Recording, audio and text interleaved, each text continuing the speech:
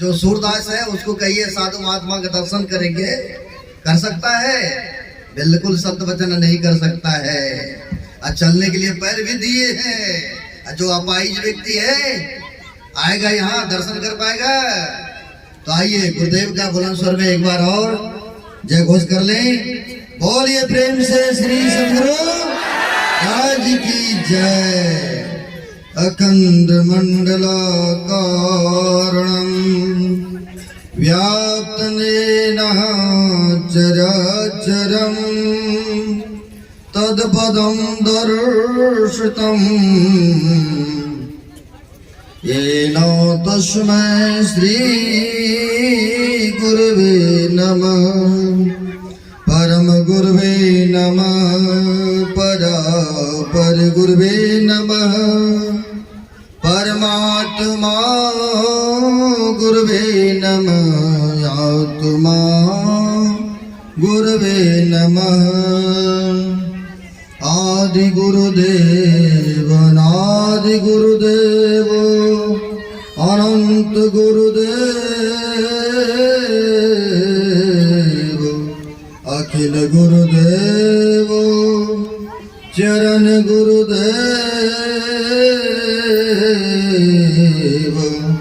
शरण गुरुदेव श्री गुरु महाराज चरणारविंदो नमो नमस्तुते। श्री गुरु महाराज चरणारविंदो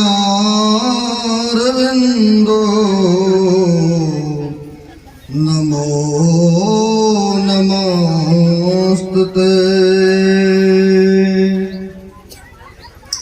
प्रातः स्मरणे अनुश्री भूषित कनकन देवी जी विराजमान परमात्मा स्वरूप आराध्य देव के पाद पद्मों में असंख्य असंख्य बार नमन है।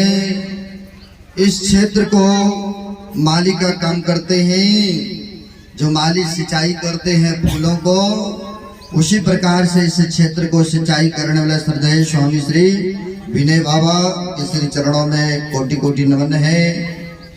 तीर्थों को भी पावन करने वाले वरिष्ठ गुरुजन एवं साधु चरण सदगुरु के सदभक्तगण, जो मनुष्य शरीर का कर्तव्य है वह कर्म करने हेतु यहाँ पर पधारे हुए हैं। और हम लोग पवित्र ग्रंथ में से रामचंद्र मानस के पाठ के क्रम में, जो कि रामायण में नवधा भक्ति अगर निकाल दिया जाए तो खोखले पड़ जाएंगे। तो वह 9 प्रकार के भक्ति के संबंध में हम लोग आरण कांड से सुने। अब भक्ति का अर्थ होता है सेवा भी। अगर हम आप भक्ति करते हैं तो क्या लाभ होगा, और नहीं करेंगे तो फिर हानि क्या हो जाएंगे। तो बड़ा अच्छा एक महापुरुषों ने कहा है, भक्ति निसैनी मुक्ति की संत चढ़े सब धार, जिन जिन मन आलस किया जन्म जन्म पछताए।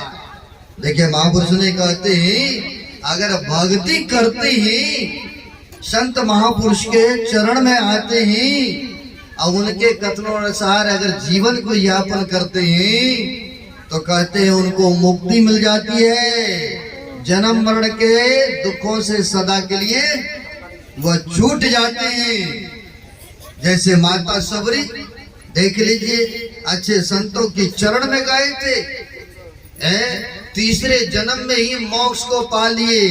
अभी सुन रहे थे ना, तज जोग पावक दे हरिपद लीन भई। उस योग अग्नि में अपने शरीर को त्याग करके चले गए परम धाम को। किसी ने गुरु महाराज से कहा, पूछा कि गुरुदेव भगवान बुद्ध को 550 वर्ष में जाकर के कहीं बुद्धत्व की प्राप्ति हुई है।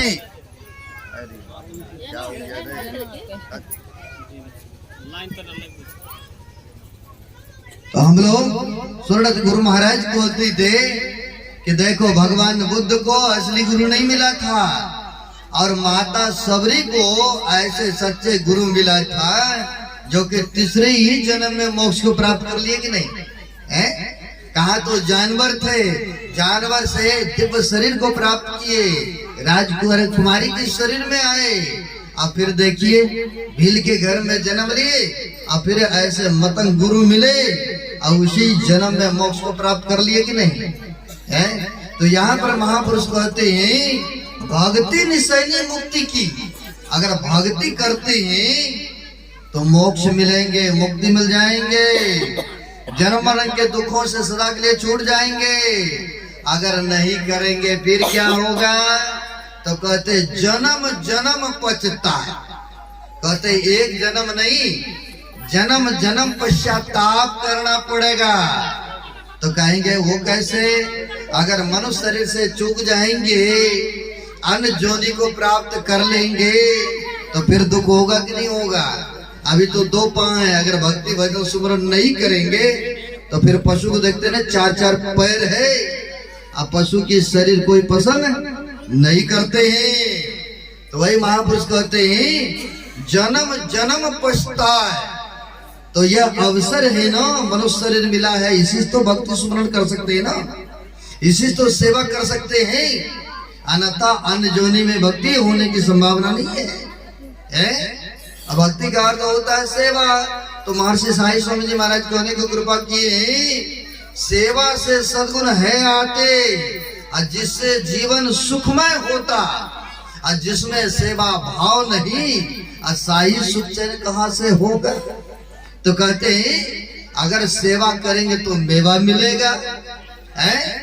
जैसे माता सबरी ने मतंग ऋषि का सेवा की थी है, बड़े दृढ़ता के साथ विश्वास के साथ। सेवा से कौन नहीं प्रसन्न होते हैं। हमारे गुरुदेव भी कहने की कृपा किए हैं, गुरु की भक्ति साधु के सेवा अब बिन कछु नहीं पाइयो। महापुरुष कहते हैं जिसने जिसने भी उस निर्वाण प्राप्त कर लिए हैं, उस निर्वाण पद को प्राप्त किए हैं, तो पहले से उन्होंने सेवा किए हैं। तो वही कहते हैं माता सबरी ने भी मतंग ऋषि का सेवा बड़ी दिल से आतुरता के साथ विश्वास के साथ किए थे। तब कहे थे सबरी तुम जाना मत इस कुटिया को छोड़ करके, यहीं पर प्रभु श्री राम आएंगे और तुम्हें दर्शन देंगे। देखिए गुरु के वचन में विश्वास किए थे। और रामायण को हम लोग पढ़ते हैं रामायण में क्या पढ़ते हैं, बिनु विश्वास भक्ति नहीं हुई, ते बिनु द्रवे न राम, और राम कृपा बिनु जीव न लहे विश्राम। कहते बिना विश्वास के भक्ति नहीं हो सकते हैं। अगर भक्ति करना चाहते हैं तो आपको विश्वास करना पड़ेगा, महापुरुषों के वचन पढ़, और तभी जाकर के कहीं हम लोगों को जन्म मरण के दुखों से छुटकारा मिल सकता है। तो सबरी माई ने गुरु मतंग ऋषि के वचन पर विश्वास किए थे तो समय पा करके आए कि नहीं। तो कहते हैं जंगल में तो बहुत सारे ऋषि मुनि थे, लेकिन सबके पास नहीं आए। एक संत हो गए काशी के पलटू साहब, उनका कहना है कि साहब के दरबार में केवल भक्ति प्यार, केवल भक्ति प्यार, साहब भक्ति में राजी होते हैं। साहब मतलब परमात्मा। जंगल में तो बड़े बड़े ऋषि मुनि थे, बहुत बड़े बड़े मठाधीश थे, लेकिन सबके पास नहीं गए। क्यों नहीं गए, तो वैसी विनम्रता नहीं था, वैसा उनके अंदर में सेवा भावना नहीं था। जैसे हमारे सरदेव ज्योतिष बाबू, इनके सो परिवार प्रभास जी फोन पर, आज से नहीं ये प्रोग्राम लगभग 2-3 महीना पहले से ही निर्धारित किए थे, पंजाब से ही लगभग दिसंबर में ही दिए थे, है ना। तो कोहती बड़ी फोन करते रहते, महाराज कब आ रहे हैं कब आ रहे हैं, बड़ी आतुरता था। तो आज देखिए उनका विश्वास, उनका यह सेवा भावना इतने सारे संख्या में है। तो यहाँ पर कोहती कि महापुरुषों के सेवा से प्रसन्न होते हैं, और जब प्रसन्न होते हैं तो भगवान भी उनके कुटिया में आते हैं। तो यहाँ पर क्या होता है, साहब के दरबार में केवल भक्ति प्यार, साहब भक्ति में राजी, तजा पकवान दासी सुत भाजी। कहते हैं भगवान कृष्ण जब आए वहां पर, कहा तो वहां पर दुर्योधन के पास उन्होंने सोचा इनको खिलाएंगे अनेक प्रकार के भोजन व्यंजन, लेकिन उनके अंदर में अहंग भाव था, अहंकार था। तो कहते 56 प्रकार के व्यंजन को त्याग दिए और दासी के घर में, अरे विदुर क्या थे, तो दासी के पुत्र थे ना, आप इतिहास पढ़े होंगे तो पता चला होगा। तो कहते हैं दासी के घर में जाकर के साग रोटी खाए हैं। इतना ही नहीं, कहते हैं खाए सबरी के बैर, ऋषि मुनि सब रोए, जब तप नेम आचार करे बहुत तेरा कोय। खाए सबरी के बैर, ऋषि मुनि सब रोए। अब देखिए यहाँ पर कहते हैं बहुत थे ऋषि मुनि जंगलों में, लेकिन सबके पास नहीं गए प्रभु श्री राम। तो गए ही नहीं कुटिया में, कहा तो कहते हैं खाए सबरी के बैर, ऋषि मुनि सब रोए। सबरी माई के जो फल था जो लाया करते थे, तो लाते थे फल, तो देखते थे ये खट्टा है या मीठा है, अब ला करके रखते थे। तो प्रभु राम आए, खाए ही नहीं, सबरी को तार भी दिए, दर्शन भी दिए। और लक्ष्मण भैया ने नहीं खाए तो देखिए परिणाम क्या निकला। जब मेघनाथ का बाण लगा तो उनको भी वह संजीवनी बूटी बना, उनको भी खाना ही पड़ा है। तो वही कहते हैं खाए सबरी के बैर, ऋषि मुनि सब रोए। और यही बात था हमारे गुरु महाराज के समकालीन की बातें हैं। एक भक्तों ने देखा कि बड़े लोग सब तो यहाँ पर दान करते हैं, भंडारा कराते हैं, अगर मेरे पास भी होता रुपया पैसा तो हम भी साधु महात्मा को बुला करके भंडारा करते, दान दक्षिणा देते, पुण्य के फलों को प्राप्त करते। लेकिन बेचारा थे गरीब, जैसे माता सबरी के अंदर में भक्ति श्रद्धा है। तो सोचा कि हमारे खेतों में पहले होते थे ना शकरकंद खेत में, तो सोचते हैं हमारे खेतों में शकरकंद होते हैं, क्यों नहीं कुप्पा घाट जाकर के मैं कुछ दे दूं। अगर महापुरुष कुछ ग्रहण कर लेंगे तो हमारे यह मेहनत सफल हो जाएंगे। सोचेंगे कि गुरु महाराज ने स्वीकार किए भक्तों का भी एक। तो उन्होंने क्या किया है, कपड़े में बांधा, अपने खेतों से निकाला और चले गए कुप्पा घाट भागलपुर। वहां चले गए और जाकर के सोचते हैं कि गुरु महाराज को जाके अर्पण समर्पण करो। लेकिन कुछ सेवक थे, जाने नहीं दिया, क्योंकि मैले चूल्हे कपड़े थे ना पहने हुए, फटे पुराने कपड़े थे। कहा नहीं नहीं नहीं, तुम नहीं जा सकते हो। अब बेचारा को श्रद्धा तो था लेकिन जा नहीं सका। शाम के टाइम था, यही टाइम था। गुरु महाराज अभी भी व्हीलचेयर है ना, व्हीलचेयर पर घूमते थे। अगर आप लोग अभी भी जाते हैं कुप्पा घाट तो देखे होंगे ना, व्हीलचेयर पर घूमते थे। और घूमने के क्रम में बहुत सारे साधु महात्मा भी, भक्त भी पीछे पीछे घूमते हैं। अब घूम रहे थे, अब वो भी भक्त पीछे पीछे घूम रहे थे। अब घूमते फिरते आए और वहां पर कहते हैं गुरु महाराज की, देखिए जो श्रद्धा से लाते हैं, प्रेम से लाते हैं, गुरु महाराज भी उन भक्तों का मान रखते हैं, स्वीकार करते हैं। गुरु महाराज भक्तों के बीच में ही कहते हैं आज हमें शकरकंद खाने का मन कर रहा है, कोई खिलाओगे? अब पीछे में भक्त दौड़े दौड़े आया, कहा ये है जरूर खाए ले, कृपा करें। तो देखिए गुरुदेव ऐसे थे, उनमें से कुछ लिया और कहा इसको दाल में डाल देना। इन भक्तों का इच्छा कि हम भी भंडारा में कुछ दें। तो श्रद्धा को अर्पण करते हैं, समर्पण करते हैं, तो वो भी स्वीकार करते हैं। तो वही कहते हैं जब तप नेम आचार करे बहुत तेरा, अखाय सबरी के बैर ऋषि मुनि सब रोए। अब ऋषि मुनि सब रो रहे हैं। एक बिलनी नीच के घर में चले गए, भगवान मेरे कुटिया में नहीं आए, क्योंकि उसके अंदर में भक्ति था, श्रद्धा था। जो श्रद्धा से प्रेम से अगर बुलाते हैं, परमात्मा को याद करते हैं, वह तो सबका सुनते हैं। हरि व्यापक सर्वत्र समाना। अब प्रेम से प्रकट हो ही में जाना, वो तो हरि परमात्मा का रूप है, सब जगह सबका सुनते हैं। प्रेम श्रद्धा से अगर पुकारे तो स्वीकार करेंगे। इतना ही नहीं हुआ, किन यज्ञ युधिष्ठिर बटोरा सकल समाजा, मर्दा सबका मान सोपच बिना घंट न बाजा।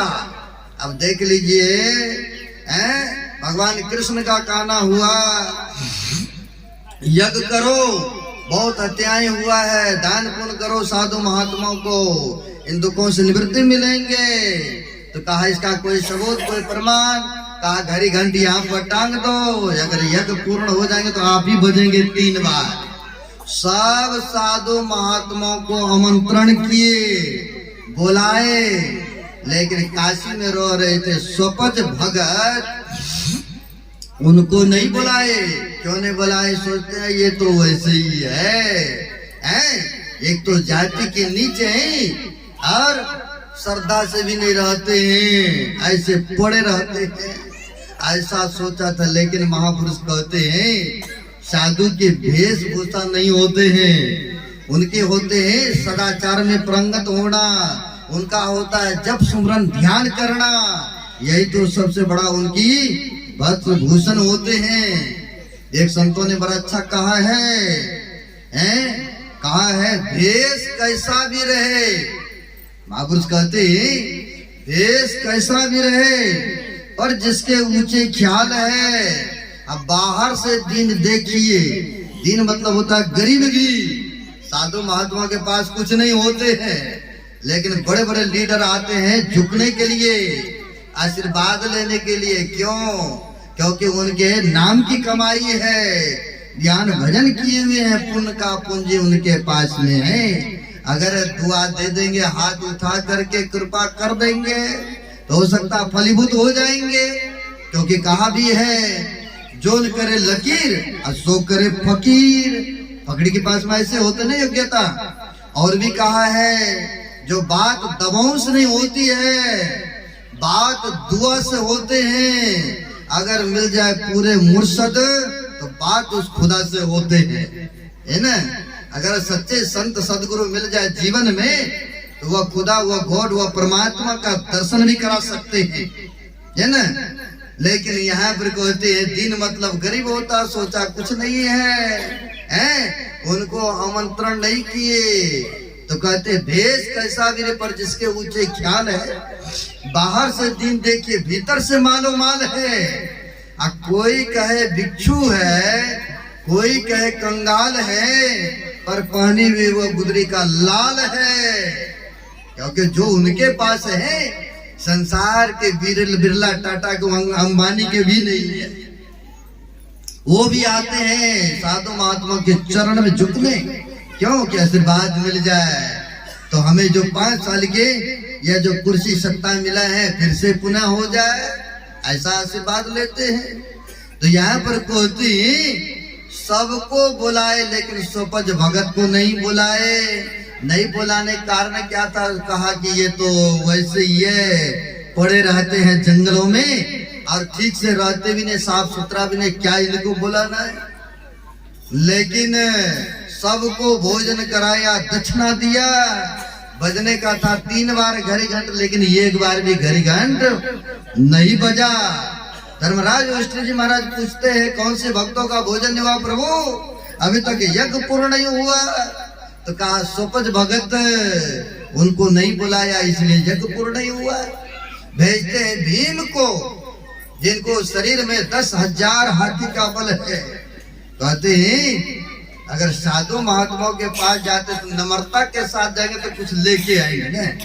यह वृक्ष होता देखते, जिस टहनी में फल लगता तो स्वतः नीचे की तरफ झुकता है, और जिसमें नहीं लगता तो देखिए हवा भी लगेगा, हो सकता हवा में टूट भी जाएगा ना, है? लेकिन 10,000 हाथी का बल है। मन में अहंकार भावना है कि हम तो इतने राजकुमार हैं और हम तो इतने बलवान हैं, इतने सुंदरवान हैं, कहाँ नीच जाति वर्ण के पास भेजते हैं। चलो आज्ञा का पालन करते हैं। गए, कोई नमस्कार प्रणाम पाती नहीं है। जाके कहते हैं सीधी सीधी चलिए, हमारे भाई साहब ने बुलाए हैं आपको भोजन करने। साधु होते हैं भाव के भूखे, प्रेम के भूखे। तो समझ गए इनके अंदर में अहंकार बोल रहा है। कहा ठीक है, लेने के लिए आए हो भाई, मेरा ये झोला है, उठाओ और चलेगा तब ना। लेने के आए हो तो कुछ तो लेके जाना पड़ेगा। गए, एक उंगली से उठाते हैं। संतों के कहते हैं चरण धूली भी मिल जाए तो जीवन सुधर जाते हैं। एक उंगली को लगाते लेकिन उठा नहीं सकते हैं। पूरी बाजुओं का बल लगा दिए, फिर भी नहीं। 10,000 हाथियों का बल लग गए, फिर भी नहीं उठा पाए। तो अंतिम में कहते आपको जाना हो तो चलो, नहीं तो पड़ा रहो कुटिया में, पड़ा रहो कुटिया में। कहा चलो चलो, तुम्हारे साथ जाने की आवश्यकता भी नहीं है। गए, अकेले चले गए। फिर वहां पर कहते नहीं आया, नहीं आया। तो भगवान कृष्ण ने कहा आदर से ले आओ साधु महात्मा को।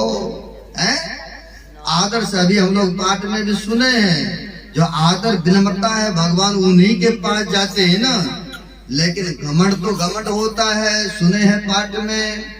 धन बल परिजन गुण चतुराई, अब भक्तिहीन नर सोवई कैसा, अब बिन जल बारी देखिए जैसा। कहते हैं धन की घमंड हो जाता है, सुंदरता का घमंड हो जाता है, बल का घमंड हो जाता है, विद्या के घमंड हो जाते हैं। और जब घमंड आ गया, अहंकार आ गया, तो ऐसे व्यक्ति के पास भगवान नहीं जाते।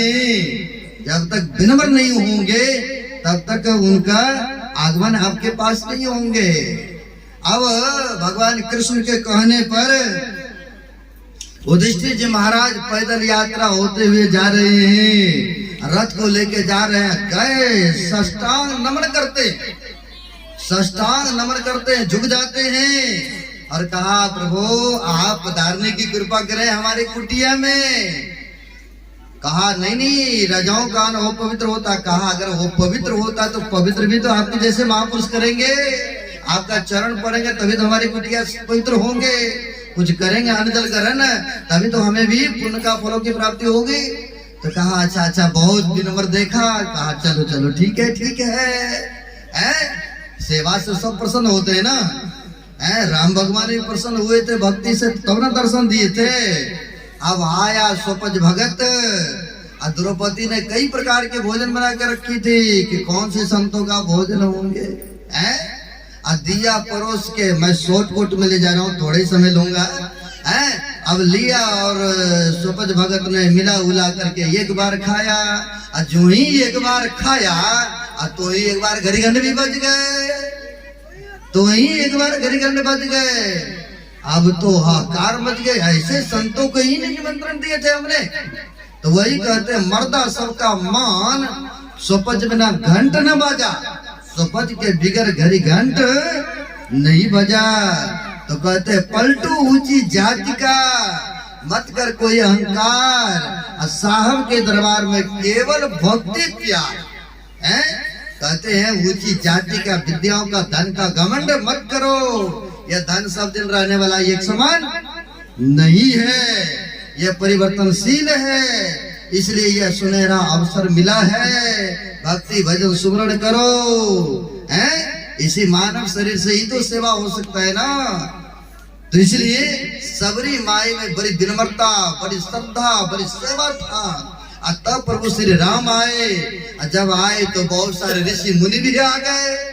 अब बहुत ऋषि मुनि आए तो कहा कैसे आना हुआ, कैसे है, कैसे। कहा सब तो ठीक ही है प्रभु, लेकिन एक ही तकलीफ है कि जिस सरोवर से पानी लाते हैं वो गंदा हो चुका है, गंदा हो चुका है। इसलिए आप कृपा करें अपना चरण उसमें अगर रख दें तो यह स्वच्छ निर्मल हो जाएंगे जल प्रभु। कहा ऐसी बात है तो चलते हैं, चलते हैं। गए, अपना चरण भी सरोवर में रखे, लेकिन जल पवित्र नहीं हुआ। आपको पता ही है ना, कहा प्रभु जिस चरण से पत्थर भी मनुष्य बन गए, क्योंकि गौतम मुनि के पत्नी थे ना अहिल्या, और शराब के कारण कहा जिस चरण को लगने से पत्थर भी दिव्य शरीर को प्राप्त किया, लेकिन आपका चरण पड़ा इस सरोवर में, यह स्वच्छ और निर्मल नहीं हुआ प्रभु। कहा नहीं होने वाला है। कहा क्या कारण है प्रभु, क्यों नहीं होने वाला है? कहा जिसको तुमने अपमान किया, क्योंकि प्रभु तो सब जानते थे ना, तो क्या किए थे, पानी लेने से वर्जित कर दिए थे ना। जब मतंग ऋषि शरीर छोड़ के चले गए तो पानी लेने से वर्जित कर दिए थे, लेकिन फल क्या हुआ, पानी गंदा हो गए थे। कहा जिसको तुमने अपमान किए हो, जब तक उनका चरण नहीं पड़ेगा तब तक यह स्वच्छ और निर्मल नहीं हो सकता है। लेकिन कर तो सकते थे भगवान भी, लेकिन कहते अपना मान टले टल जाए, पर भक्त का मान टलते नहीं देखा। अब प्रभु को नियम को बदलते देखा है। हालांकि कर तो सकते थे ना, वो भी स्वच्छ निर्मल कर सकते थे ना। जिसके चरण से पत्थर भी दिव्य शरीर को प्राप्त कर सकते हैं, क्या जल स्वच्छ निर्मल नहीं हो सकता है? लेकिन वहां पर भक्त का मान रखते हैं। तो कहने का भाव उनको लाया गया आदर से, लेकिन ईर्ष्या बस उनको पानी नहीं लेने दे रहे थे, नहीं? लेकिन फल क्या हुआ था, गंदा उनको भी दूर से पानी लेना पड़ रहा था, तो प्रभु की कृपा हो गए, भक्ति माई का चरण पड़ा तो देखिए स्वच्छ और निर्मल हो गए कि नहीं, जल पवित्र में हो गए ना। लेकिन यह ईर्ष्या द्वेष सब युगों से चलता आ रहा है ना। कब हुआ था, त्रेता युग में, सतयुग का कितना आयु है पता है? रवन जो पढ़े होंगे पता होगा, 17,28,000 वर्ष है सतयुग की। जब त्रेता में आए भगवान श्री राम, उस समय कितना था? तो उस समय था 12,96,000। उस समय की बातें है ना, उस त्रेता की बातें सब युगों में आ रहा है एक दूसरे से, अब इस युगों में भी एक युगों में एक दृष्टांत देता हूँ, बड़ी छोटी सी है, बड़े लाभदायक है जीवन का। एक था बिगरानंद नाम, जिसका नाम ही था बिगरा, क्योंकि वह जो भी काम होता था, किसी का काम होने वाला होता था, अगर कहीं वहां पहुंच गया तो उसका काम निश्चित ही था कि बिगाड़ देते थे, ये ना, बिगाड़ देते थे। इसलिए गांव के लोगों ने नाम ही उसका रख दिया बिगारानंद। लेकिन मुंह पर नहीं कहते थे, मुंह पर कहेंगे, किसी को गलत शब्द कहेंगे तो गुस्सा तो लगेगा, है ना, तो उनका नाम रख दिया बिगारानंद। एक था कहीं पर गांव में, उनका शादी तय तमन्ना होने वाला था, फाइनल होने वाला था। अब ये बिगारानंद जा रहे थे, लड़की वाला उसी के दरवाजे पर थे। लड़के के पिताजी ने देखा, कहा देखो वो आ रहा है, कहीं बिगाड़ ना दे काम, ऐसे करो ये 100 रुपया लो और जाके चुपके से हाथ में पकड़ा देना, ताकि चुप करके वो बैठ जाएंगे। आया तो कुर्सी दिया बैठने के लिए। अब बैठने के लिए दिया, जो लड़का था गया, चरण छुआ और 100 रुपया हाथ में दिया। हाथ में जो दिया, बिगारानंद व्यक्ति को आशीर्वाद देते हैं कि जा तुमको हम आशीर्वाद देते हैं, अब तुम्हें मिर्गी नहीं आएंगे।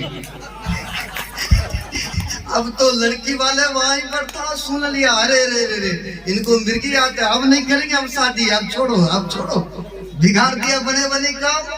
अब लो जी वहां से चले।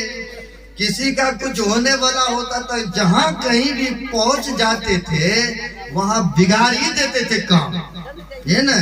एक दिन के बात है, मैं शॉर्टकट सार बात सुना रहा हूँ, है ना।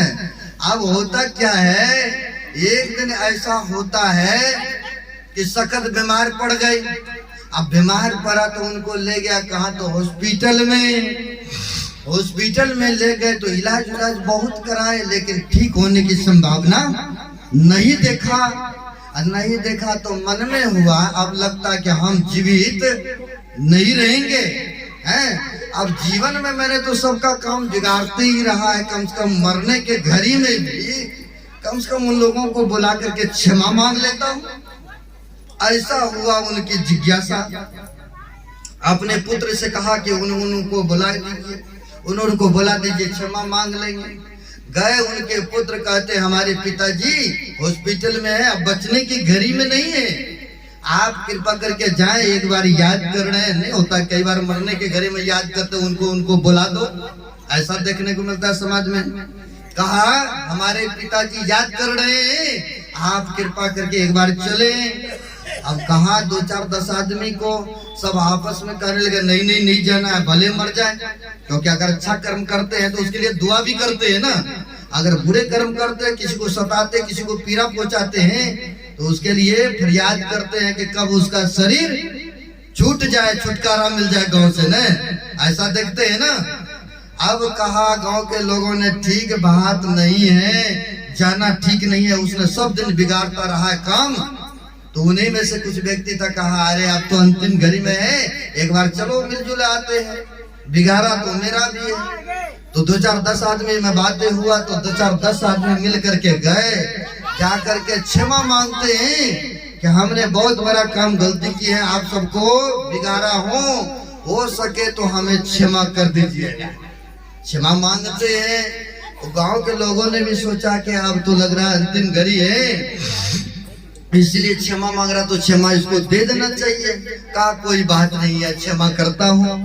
कहा मरते मरते मेरी एक तमन्ना है, एक इच्छा है, आप लोग अगर वादा करें, वचन दे तो मैं कह दूं।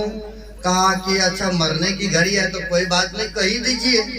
कहा जब मैं शरीर मेरा छूट जाए तो बत्ती ले आइएगा एक गुटका और मुंह में उसको गाड़ दीजिएगा, क्योंकि इस जिभ्या से सब दिन हम दूसरे को गलत शब्द ही कहते रहे हैं। ये आप मेरे अंतिम घड़ी है, ये इच्छा पूर्ण कीजिएगा।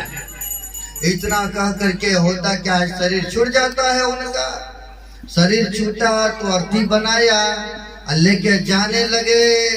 जब जाने लगे उधर से पुलिस की गाड़ियां आ रही थी। जब पुलिस आ रही थी तो देखा इतना मुंह में ऊंचा ऊंचा है, कार्य क्या है इसमें, सोच रहे हैं ना आप लोग। कहा क्या है, कहा लाश है। कहा लाश है तो इतना ऊंचा मुंह में दिख रहा है, उसको नीचे उतारो। अब तो फिर हमें सब कटियारी पड़ गए ना। नीचे उतारा, कपड़ा उठाया, कहा अरे तो कील ठोकर के इसको जानबूझ के तुम लोग मार दिया है। अब सबको जेल के हवा खाने के लिए भेज दिया। सब आदमी सोच के हैरान हो गया, अरे बिगाड़ा नन, जब तक तुम जिंदा रहा तब तक तो बिगाड़ते रहा, लेकिन मर के भी चला गया तो ऊपर भी बिगाड़ के ही गया। तो ऐसे सभी समाज में व्यक्ति होते हैं। सबरी माई को पानी नहीं लेने दे रहा तो क्या हुआ, सरोवर गंदा हो गए कि नहीं, अब उनको भी दूर से पानी लाना पड़ा कि नहीं।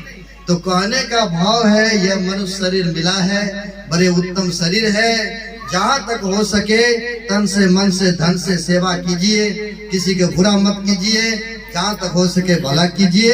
अगर आप भला करोगे तो परमात्मा का भी कृपा आपके ऊपर सदैव बरसते रहेंगे। कहने के लिए तो बहुत बातें हैं, लेकिन 6 बज चुका है, ज्यादा नहीं कहूँगा। निष्ठा के साथ हमारे श्रद्धेय ज्योतिष बाबू के शौक परिवार ने यह संत मत का सत्संग का